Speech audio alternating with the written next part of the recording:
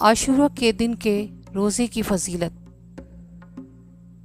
رسول اللہ صلی اللہ علیہ وآلہ وسلم نے فرمایا کہ میں اللہ سے امید رکھتا ہوں کہ عاشورہ 10 محرم کا روزہ گزشتہ سال کے گناہوں کا کفارہ بن جائے گا، اور رسول اللہ صلی اللہ علیہ وسلم نے خود 10 محرم کا روزہ رکھا اور اس دن کے روزے رکھنے کا حکم دیا، اور فرمایا کہ انشاءاللہ ہم اگلے سال 9 محرم کا بھی روزہ رکھیں گے۔